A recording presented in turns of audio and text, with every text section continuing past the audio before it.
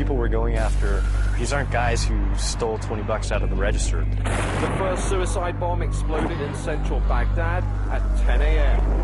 I want to get this guy. I mean, we've come around the world. So a 6-hour stakeout, a 12-hour stakeout, you have to really focus. Trouble today in northern Iraq. Suicide bomber near the town of Sulaymaniyah took out Australian cameraman Paul Moran. Literally hours are going by. You're trying to maintain focus on a target.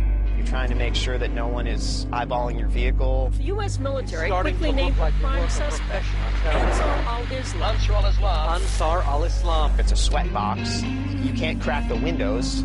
How do you overcome being tired, hungry, bored, hot, cold? The group has expanded its reach to America.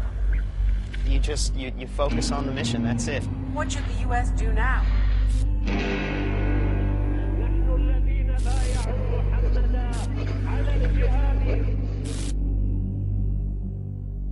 My name is Adam Saralski. I'm a journalist. I began my career as an attorney in U.S. intelligence, but for the last decade, have traveled the world covering national security issues.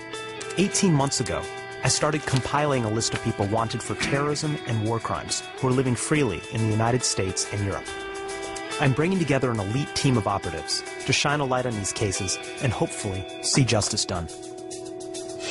David Crane spent 30 years as a special operations officer and senior U.S. intelligence official before becoming the first American in over half a century to lead a war crimes tribunal. An expert in international law and diplomacy, he's agreed to vet our cases and oversee our work on the ground. Get a chance to look at the target set? I have. These guys give me chills when I look at their cases. These individuals are living amongst us. They could be in the checkout line at the local supermarket. They can be anywhere. Roger Carstens is one of the world's leading authorities on unconventional warfare. He's what the Pentagon likes to call a snake eater. He's a West Point grad, former lieutenant colonel in the Green Berets, and his last assignment was training Iraq's elite counter-terror corps. He's both a strategist and a soldier. The bottom line, we're going to do our own work on the ground. Absolutely. Sign me up. Scott Tyler served as a sniper cell leader with the Navy SEALs in Iraq, Afghanistan, and a number of undisclosed locations. He's an expert at surveilling and eliminating high-value targets. And now, he's agreed to trade in his rifle for a camera. Najmuddin Faraj Ahmad, age 53, better known as MKrekar. In the late 90s, he moved between different radical groups in Kurdistan and northern Iraq before meeting up and teaming up with Osama bin Laden and some other top al-Qaeda operatives. Look at this. This is MKrekar waving the black flag of jihad.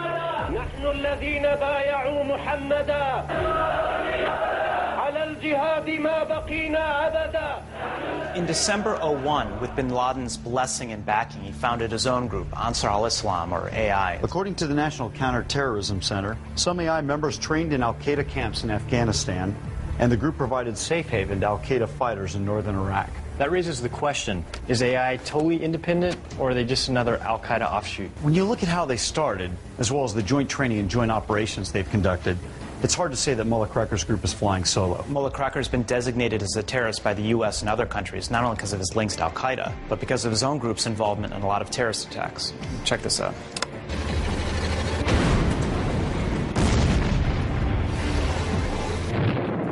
In addition to the ID attacks, Ansar al-Islam is credited actually with carrying out more beheadings than any other group in Iraq.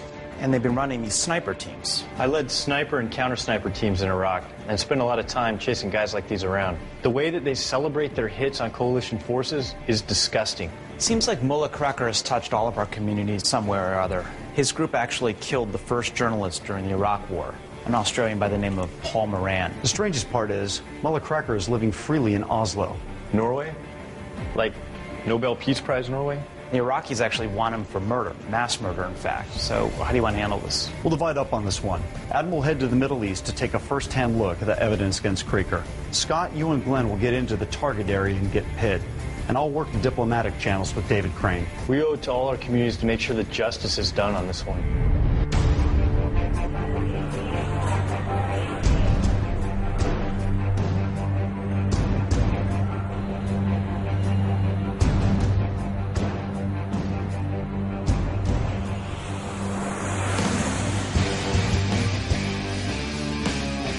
We're on our way to Norway to pursue our next target. This kind of hits me personally because I not only was an American soldier in Iraq, but I also served with the Iraqi military and with the Iraqi civilians.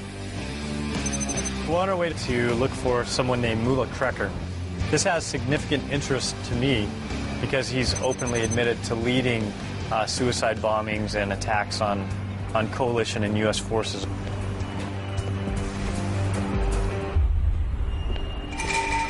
Eric Campbell is a well-regarded Australian journalist. In 2003, he was covering the war in Iraq with colleague Paul Moran. Paul was my cameraman in Iraq in the very early days of the Iraq War. We'd just both had children. I had a three-month-old son. He had a 6-week-old daughter. So we went to northern Iraq thinking it was going to be relatively safe to cover the war, probably the safest area in Iraq at that time. And were you wearing anything that identified you as being members of the press corps? Oh, yeah. I mean, I had the blue flak jacket on. I had a large press tag emblazoned across me. I mean, we were clearly journalists. There's no question of that.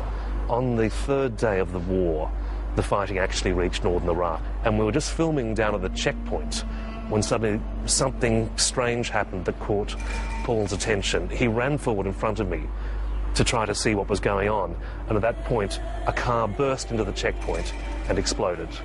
There was this enormous flame that threw me back. I was in shock. I was deafened from the blast, and as I pulled myself together, I saw a group of tangled bodies on the road where a few seconds before we'd seen soldiers and women and children, and there was just this scene from hell. And that's when I realized that this body in front of me on the ground was actually my friend Paul.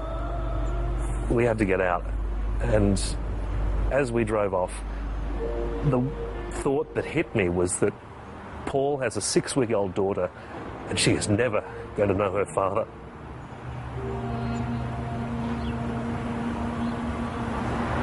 And yet nobody has been held accountable for this attack. Yeah. When I went in there and had this conversation with a Norwegian journalist about MKrekar, the name meant nothing to me, but it's a name I know very well now.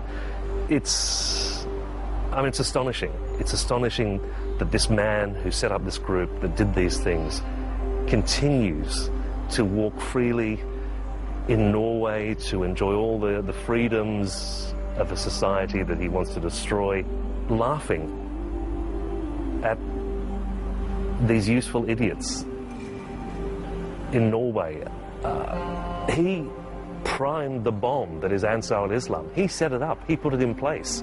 He put in place this system of foreign fighters, of Islamist militants, of terrorists who would attack and kill. He did that. He is responsible for everything they have done because he founded them, he trained them, he inspired them, he led them, he incited them to do these acts of terrorism. I mean, people say to me, am I angry with MKrekar, or do I want to see him executed? I don't want the man to die. I want the man to spend the rest of his life in a prison cell. I want him to live long enough to see that everything he's planned and fought for has come to naught. That is justice.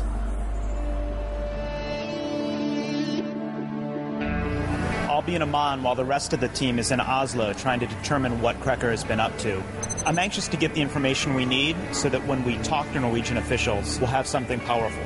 These meetings are happening within days, so it's really a race against the clock to go down there, get the information, and then bring it to Norway.